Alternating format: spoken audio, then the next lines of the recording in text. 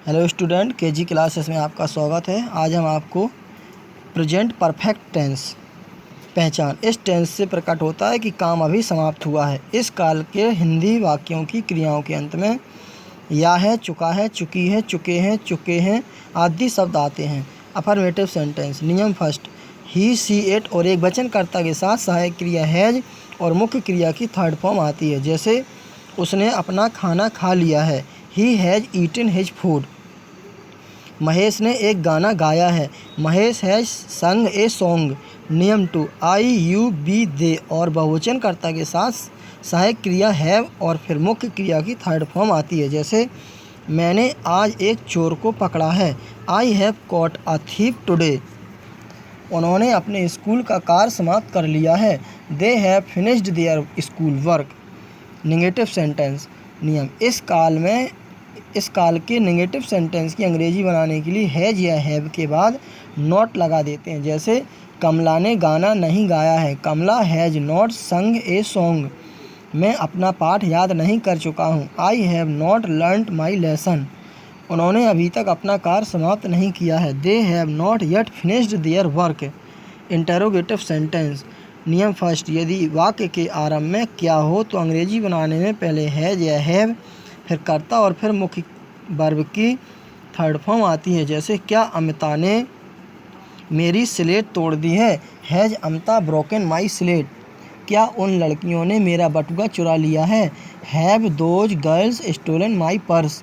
क्या सीता ने एक मधुर गाना गाया है, सीता संग आ स्वीट सॉन्ग क्वेश्चन मार्क। नियम 2, यदि प्रश्नवाचक वाक्य के बीच में कोई प्रश्नवाचक शब्द जैसे क्या, कहाँ, कब, कैसे आदि हो तो सबसे पहले प्रश्नसूचक शब्द की अंग्रेजी, फिर हैज या हैव, फिर कर्ता और फिर वर्ब की थर्ड फॉर्म आती है। जैसे चोर कहाँ भाग गया है, where has the thief run away. उसने क्या किया है, व्हाट हैज ही डन। नियम third, how much, how many, which और हुज के साथ उनसे संबंधित नाउन्स भी आते हैं। जैसे बिल्ली ने कितना दूध पिया है, how much milk has the cat drunk. कितने मनुष्य खाना खा चुके हैं, how many man have taken their food. नियम 4, यदि प्रश्नसूचक शब्द कौन, हु कर्ता का कार्य कर रहा हो तो अनुवाद में पहले प्रश्नसूचक शब्द की अंग्रेजी हु, फिर हैज या हैव और फिर मुख्य वर्ब की थर्ड फॉर्म आती है। जैसे यह कुर्सी किसने तोड़ी है, who has broken this chair. तुम्हें बुलाने कौन आया है, who has come to call you. नियम 5, प्रश्नवाचक वाक्य के नेगेटिव होने पर क्रिया से पहले नोट लगाते हैं। जैसे तुमने अपना कार्य क्यों नहीं किया है, why have you not done your work.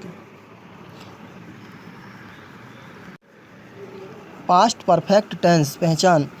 इस टेंस का प्रयोग प्रायः ऐसी दशा में होता है जबकि भूतकाल में दो कामों का वर्णन हो जिनमें से एक काम दूसरे काम से पहले समाप्त हो जाता है, किंतु दोनों कार्य भूतकाल में ही समाप्त होते हैं। नंबर 2, साधारण वाक्यों सिंपल सेंटेंस में इस टेंस का प्रयोग केवल उसी दशा में होता है जबकि वाक्य में बिफोर, पहले, टिल तक, ऑलरेडी, पहले से ही का प्रयोग होता है। थर्ड, इन वाक्यों की क्रियाओं के अंत में बहुधा चुका था, चुकी थी, चुके थे, या था, ई थी, ए थे आदि शब्द आते हैं। Affirmative sentence. नियम फर्स्ट, साधारण वाक्यों सिंपल सेंटेंसेस के अनुवाद में जिनमें केवल एक ही क्रिया हो पहले कर्ता, फिर हैड और फिर वर्ब की थर्ड फॉर्म आती है। जैसे वह इन खिलौनों से पहले ही खेल चुका था, he had already played with these toys. मैं इस खेल को पहले ही देख चुका था, I had seen this game before. नियम 2, ऐसे वाक्यों में जिनमें भूतकाल में दो कार्यों का होना पाया जाए तो जो काम पहले समाप्त हो गया हो उसका अनुवाद पास्ट परफेक्ट टेंस में किया जाता है, अर्थात उसमें पहले कर्ता, फिर हैड और फिर वर्ब की थर्ड फॉर्म आती है। और जो कार्य बाद में हुआ हो उसका अनुवाद सिंपल पास्ट टेंस में किया जाता है, अर्थात उसमें पहले कर्ता फिर वर्ब की सेकंड फॉर्म आती है। जैसे मेरे स्कूल पहुंचने से पहले ही वर्षा आरंभ हो चुकी थी, it had begun to rain before I reached the school. Police के आने से पूर्व ही चोर भाग चुके थे, the thieves had run away before the police came. कुछ महत्वपूर्ण जानकारियाँ। नोट फर्स्ट, यदि कार्य में पहले या पूर्व शब्द आया हो तो पहले समाप्त होने वाला कार्य प्रिंसिपल क्लॉज प्रधान उपवाक होता है और बाद में समाप्त होने वाला कार्य सबऑर्डिनेट क्लॉज आश्रित उपवाक होता है।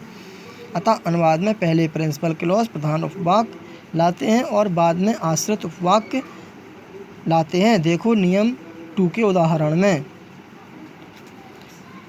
जैसे पुलिस के आने से पूर्व ही चोर भाग चुके थे। The thieves had run away before the police came. Note, यदि वाक्य में बाद या पश्चात शब्द आया हो तो बाद में समाप्त होने वाला कार्य प्रिंसिपल क्लॉज प्रधान उपवाक्य होता है तथा उससे पहले समाप्त होने वाला कार्य सबऑर्डिनेट क्लॉज आश्रित उपवाक्य होता है। अतः अनुवाद में आफ्टर के पश्चात पास्ट परफेक्ट फॉर्म आती है। जैसे खाना खाने के बाद रमेश स्कूल चला गया। Ramesh went to school after he had taken his food. Doctor के आने के बाद रोगी मर गया था। The patient died after the doctor had come. Note 3, यदि प्रिंसिपल क्लॉज की क्रिया भूतकाल में हो और आश्रित उपवाक्य की क्रिया प्रेजेंट परफेक्ट की हो तो भी आश्रित उपवाक्य के अनुवाद में क्रिया भूतकाल में ही रखी जाती है। जैसे सीता ने मुझे बताया कि उसने अपना काम समाप्त कर लिया है। Sita told me that she had finished her work. Note 4, तो तब का अनुवाद देन से नहीं किया जाता बल्कि तो या तब के लिए केवल कॉमा लग जाता है। जैसे जब मैं घर पहुंचा तो सब अतिथि जा चुके थे। When I reached home comma then when I reached home comma all the guest had gone. Negative sentence. नियम फर्स्ट, इसमें हैड के बाद नॉट तथा क्रिया की थर्ड फॉर्म का प्रयोग होता है। जैसे धोबी के आने से पहले वह कपड़े नहीं धो चुकी थी। She had not washed the cloth before the washerman came. मुझे कल तक आपका पत्र नहीं मिला था। I had not received your letter till yesterday. नियम 2, यदि वाक्य में कभी नहीं हो तो हैड के बाद नेवर लगता है। जैसे उसने ताजमहल को पहले कभी नहीं देखा था। He had never seen the Taj Mahal before. Interrogative sentence. नियम फर्स्ट, जिन वाक्यों के प्रारंभ में क्या हो उनके अनुवाद में पहले हैड और फिर कर्ता और फिर वर्ब की थर्ड फॉर्म लगाते हैं। जैसे क्या पुलिस के आने से पहले ही चोर भाग गया था। Had the thief run away before the police केम। क्या डॉक्टर के आने से पहले मरीज मर चुका था। Had the patient died before the doctor केम। नियम 2, जिन वाक्यों में कोई प्रश्नवाचक शब्द क्या कब कहाँ आदि वाक्य के बीच में हो तो उनकी अंग्रेजी सबसे पहले लगाते हैं, फिर हैड, फिर कर्ता और फिर वर्ब की थर्ड फॉर्म लगाते हैं। जैसे अपने पिता के मरने से पहले वह कहाँ गया था। Where had he gone away before his father died. तुम्हारे आने से पूर्व वह क्या कर चुका था। What had he done before you came. नियम 3, how much, how many, which और हुज के साथ उनसे संबंधित नाउन्स भी आते हैं। जैसे डॉक्टर के आने से पहले कितने रोगी मर गए थे। How many patient had died before the doctor came. सूरज छिपने से पहले कितने बच्चे सो चुके थे। How many children had slept before the sunset. नियम 4, यदि प्रश्न सूचक शब्द हु कौन ही करता हो तो पहले हु और फिर हैड और फिर वर्ब की थर्ड फॉर्म आती है। जैसे मेरे पहुंचने से पहले तुम्हारे घर में कौन घुस आया था। Who had entered your house before I reached there. नियम 5, यदि प्रश्नवाचक वाक्य निषेधात्मक है तो कर्ता सब्जेक्ट के पश्चात नॉट लगा देते हैं। जैसे क्या मेरे आने से पहले उसने पत्र नहीं लिखा था। Had he not written the letter before I came. Future perfect tense पहचान। इस टेंस में यह प्रकट होता है कि काम भविष्य काल में एक विशेष समय पर समाप्त हो चुकेगा। सेकेंड, यदि भविष्य में समाप्त होने वाले दो कार्यों का वर्णन हो तो भी इस टेंस का प्रयोग होगा। उनमें से एक कार्य दूसरे कार्य के पहले समाप्त हो चुकेगा। 3, इन वाक्यों की क्रियाओं के अंत में बहुधा चुकेगा, चुकेगी, चुकेंगे, चुकोगे आदि शब्द आते हैं। Affirmative sentence. नियम फर्स्ट, साधारण वाक्यों सिंपल सेंटेंस जिनमें केवल एक काम पाया जाए के अनुवाद पहले करता, फिर विल हैव या शैल हैव और फिर वर्ब की थर्ड फॉर्म आती है। जैसे कल तक हम कानपुर से लौट आए होंगे। We shall have return from Kanpur by tomorrow. वह 2 बजे तक अपना पाठ याद कर चुकेगा। He will have learned his lesson by 2 o'clock। नियम 2, जिन वाक्यों में दो कार्यों का होना पाया जाए तो जो काम पहले समाप्त हो उसे फ्यूचर परफेक्ट टेंस में और दूसरे को सिंपल प्रेजेंट टेंस में बनाते हैं। पहले समाप्त होने वाले कार्य की अंग्रेजी बनाने में पहले करता, फिर विल हैव या शैल हैव और फिर वर्ब की थर्ड फॉर्म आती है। जैसे तुम्हारे पहुंचने से पहले लड़के अपना मैच समाप्त कर चुके होंगे। The boys will have finished their match before you arrive. सूरज छिपने से पहले वे घर पहुंच चुके होंगे। They will have reached their home before the sun sets. Negative sentence, ऐसे वाक्यों की अंग्रेजी बनाने में विल या शैल के बाद नॉट लगा देते हैं, जैसे तुम्हारे जाने से पहले वह पत्र नहीं लिख चुकी होगी। She will not have written the letter before you go. उसके सोने से पहले बच्चा दूध नहीं पी चुका होगा। The child will not have drunk milk before he स्लीप्स। Interrogative sentence, नियम फर्स्ट, जिन वाक्यों के प्रारंभ में क्या हो उनकी अंग्रेजी बनाने पहले विल या शैल, फिर कर्ता, फिर हैव और फिर वर्ब की थर्ड फॉर्म आती है, जैसे क्या 6 बजे से पहले ही हम मैच खेल चुके होंगे। Shall we have played the match before 6 o'clock। क्या सूर्य उदय होने से पहले ही वे खेत पर जा चुके होंगे। Will they have gone to the field before the sun rises. नियम 2, जिन वाक्यों में कोई प्रश्नसूचक शब्द वाक्य के बीच में हो तो उनकी अंग्रेजी बनाने में पहले प्रश्नसूचक शब्द की अंग्रेजी, फिर शैल या विल, फिर कर्ता, फिर हैव और फिर वर्ब की थर्ड फॉर्म आती है, जैसे अध्यापक के कक्षा में प्रवेश करने से पहले तुम प्रश्न कैसे निकाल चुके होंगे। How will you have solved the sum before the teacher entered the class question mark. मेरे पेड़ पर चढ़ने से पहले ही वह क्या खा चुका होगा। What will he have eaten before I climb up the tree? नियम third, how much, how many, which और whose के साथ उनसे संबंधित नाउन्स भी आते हैं, जैसे सूरज छिपने से पहले कितने लड़के यहाँ आ चुके होंगे। How many boys will have come here before the sunsets. नियम 4, यदि प्रश्नसूचक शब्द ही करता हो, जैसे हु कौन, तो पहले प्रश्नसूचक शब्द, फिर विल हैव और फिर वर्ब की थर्ड फॉर्म आती है, जैसे अध्यापक के आने से पहले कौन तुम्हारे पुत्र को दंड दे चुकेगा। Who will have punished your son before the teacher comes.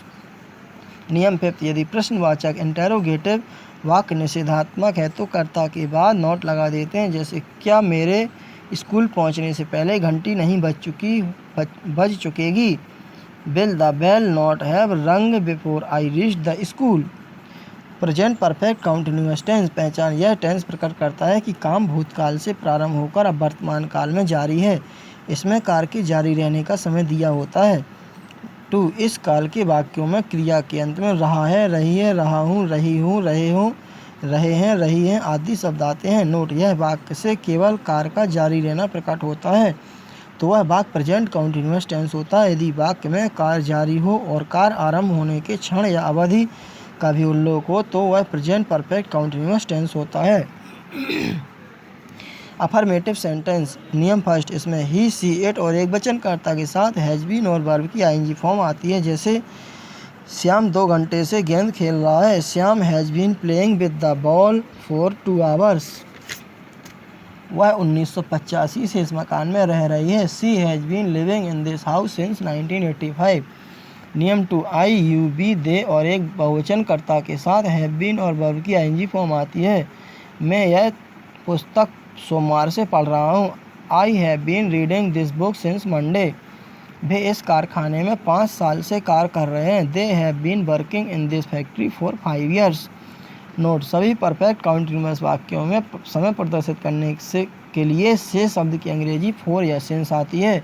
Since, यदि समय निश्चित पॉइंट ऑफ टाइम हो तो से की अंग्रेजी सिंस आती है, जैसे 1 बजे से बजों के लिए 5 बजे से, सिंस 5 o'clock, शाम के 7 बजे, सिंस 7 PM। दिनों के भागों के नाम के पहले प्रातःकाल से, सिंस मॉर्निंग, दोपहर से, सिंस नून, शाम से, सिंस इवनिंग, कल से, सिंस यस्टरडे, कल रात से, सिंस लास्ट नाइट। दिनों के नाम के पहले सोमवार से, सिंस मंडे, मंगलवार से, सिंस ट्यूसडे। महीनों के नाम के पहले जनवरी से, सिंस जनवरी, मार्च से, सिंस मार्च। वर्षों के नाम के पहले सन 1960, सिंस 1960, सन 1990 से, सिंस 1990। एक निश्चित समय से पहले, जब से वह पैदा हुआ, since he was born. For, समय की अवधि, पीरियड ऑफ टाइम के लिए से की अंग्रेजी फॉर लाते हैं, जैसे घंटों की गिनती से पहले 3 घंटे से फॉर 3 hours, बहुत घंटों से फॉर मैनी आवर्स। दिनों की गिनती से पहले 5 दिनों से फॉर 5 डेज, बहुत दिनों से फॉर मैनी डेज, 10 दिनों से फॉर 10 डेज। महीनों की गिनती से पहले 7 महीने से फॉर 7 मंथ्स, कई महीनों से फॉर सेवरल मंथ्स। वर्षों की गिनती से पहले 16 वर्ष से फॉर 16 ईयर्स। सप्ताह व पखवाड़ों की गिनती से पहले 6 सप्ताह से फॉर 6 वीक्स, एक पखवाड़े से for a fortnight. Negative sentence नियम, इसमें है या हैव के पश्चात नॉट लग जाता है। जैसे हम 2 घंटे से फुटबॉल नहीं खेल रहे हैं। We have not been playing football for 2 hours. वह 2 बजे से अपना कार्य नहीं कर रहा है। He has not been doing his work since 2 o'clock। Interrogative sentence नियम फर्स्ट, जिन वाक्यों के प्रारंभ में क्या हो उनके अनुवाद में पहले हैज या है, फिर कर्ता, फिर बीन और अंत में वर्ब की आईएनजी फॉर्म आती है। जैसे वह प्रातःकाल से इस चित्र को खींच रही है। Has she been drawing this picture since morning. क्या तुम इस कॉलेज में 6 महीने से अध्ययन कर रहे हो। Have you been studying in this college for 6 month. नियम 2, यदि वाक्य में कोई प्रश्न सूचक बीच में हो तो अंग्रेजी बनाने में पहले प्रश्नवाचक शब्द की अंग्रेजी, फिर हैज या हैव, फिर कर्ता, फिर वर्ब की आईएनजी फॉर्म आती है। जैसे वे जनवरी से अपना समय नष्ट क्यों कर रहे हैं। Why have they been wasting their time since January. तुम 3 घंटे से कहाँ झाड़ू दे रहे हो। Where have you been sweeping for 3 hours. नियम 3, how much, how many, which और हुज के साथ उनसे संबंधित नाउन्स भी आते हैं। जैसे तुम कल शाम से कौन सी पुस्तक पढ़ रहे हो। Which book have you been reading last evening. 2 घंटे से कितने विद्यार्थी मेरी प्रतीक्षा कर रहे हैं। How many student have been waiting for me for 2 hours. नियम 4, यदि प्रश्नवाचक वाक्य निषेधात्मक है तो कर्ता सब्जेक्ट के बाद नोट लगा देते हैं। जैसे क्या सीता 5 बजे से खाना नहीं बना रही है। Has Sita not been cooking food since 5 o'clock। Past perfect continuous tense पहचान, यह टेंस प्रकट करता है कि कार्य भूतकाल में एक निश्चित समय से आरंभ होकर जारी था। नियम 2, हिंदी में इन वाक्यों की क्रियाओं के अंत में रहा था, रही थी, रहे थे आदि शब्द आते हैं और समय दिया होता है कि कब से कार्य शुरू होकर जारी रहा। अफर्मेटिव सेंटेंस नियम फर्स्ट, इसमें सिंगुलर तथा प्लुरल दोनों कर्ताओं के साथ हैड बीन और वर्ब की आईएनजी फॉर्म आती है। जैसे मैं 10 दिनों से आपकी प्रतीक्षा कर रहा था। I had been waiting for you for 10 days। वे सुबह से खेल रहे थे। They had been playing since morning. Note first, since तथा फॉर का प्रयोग प्रेजेंट काउंटिन्यूअस की भांति होता है। नोट 2, यदि क्रिया में ता रहा था, ती रही थी, ते रहे थे आदि हो तो यह भी वाक्य पास्ट परफेक्ट काउंटिन्यूअस में ही होता है। जैसे वह 2 घंटे से फुटबॉल खेलता रहा था। He had been playing football for 2 hours. वह 1 सप्ताह से स्वेटर बुनती रही थी। She had been knitting a sweater for a week. वे जून से हॉकी खेलने का अभ्यास करते रहे थे। They had been practising to play hockey since June. Negative sentence, ऐसे वाक्यों में हैड के आगे नोट लगा देते हैं। जैसे सीता 3 घंटे से अपनी गुड़ियों से नहीं खेल रही थी। Sita had not been playing with her doll for 3 hours. तुम प्रातःकाल से कोई पुस्तक नहीं पढ़ रहे थे। You had not been reading any book since morning. Interrogative sentence, यदि वाक्य के प्रारंभ में क्या हो तो अनुवाद में पहले हैड, फिर कर्ता, फिर बीन और फिर वर्ब में आईएनजी फॉर्म आती है। जैसे क्या किसान मंगलवार से अपना खेत जोत रहा था। Had the farmer been ploughing his field since Tuesday. नियम 2, यदि वाक्य में कोई प्रश्न सूचक शब्द बीच में हो तो अंग्रेजी बनाने में पहले प्रश्न सूचक शब्द की अंग्रेजी, फिर हैड, फिर कर्ता, फिर बीन लगाकर वर्ब की आईएनजी फॉर्म लगाते हैं। जैसे वे सुबह से कहाँ खेल रहे थे।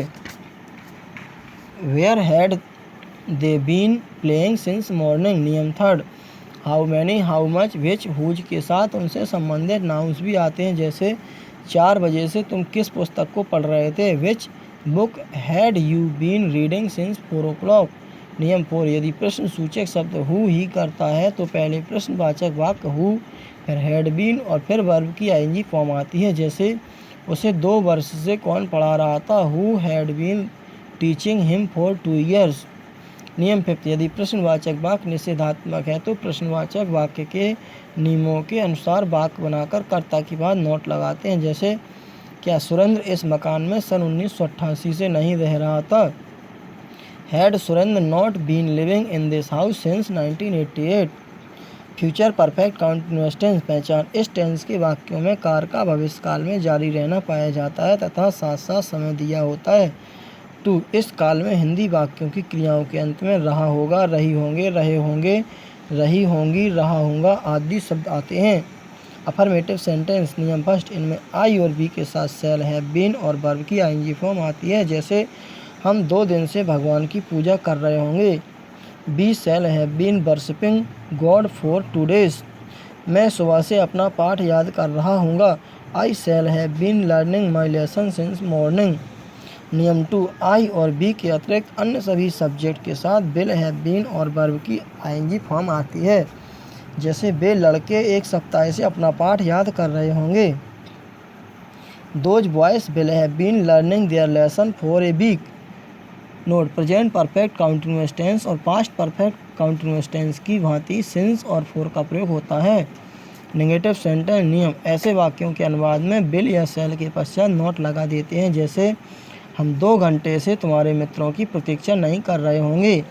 B shall not have been waiting for your friend for 2 hours। Archana कल शाम से नहीं सो रही होगी। Archana will not have been sleeping since tomorrow evening. Interrogative sentence, जिन वाक्यों के आरंभ में क्या हो उनके अनुवाद में पहले विल या शैल, फिर कर्ता, फिर हैव बीन और वर्ब की आईएनजी फॉर्म आती है। जैसे, क्या वे 7 बजे से कहानियाँ कह रहे होंगे? Will they have been telling stories since 7 o'clock। क्या हम 4 दिन से क्रिकेट मैच खेलते रहे होंगे? Shall we have been playing the cricket match for 4 days। नियम 2, जिन वाक्यों में कोई प्रश्न सूचक शब्द क्या वाक्य के बीच में हो तो अनुवाद में पहले प्रश्न सूचक शब्द की अंग्रेजी, फिर विल या शैल, फिर कर्ता, फिर हैव बीन और फिर वर्ब की आईएनजी फॉर्म आती है। जैसे, तुम 4 दिन से क्या सोच रहे होगे? What will you have been thinking for 4 days। नियम 3, how much, how many, which, whose के साथ इनसे संबंधित नाउंस भी आते हैं। जैसे, वे स्त्रियां संध्या को कितने घंटे से गाती रही होंगी? For how many hours will those women have been singing in the evening.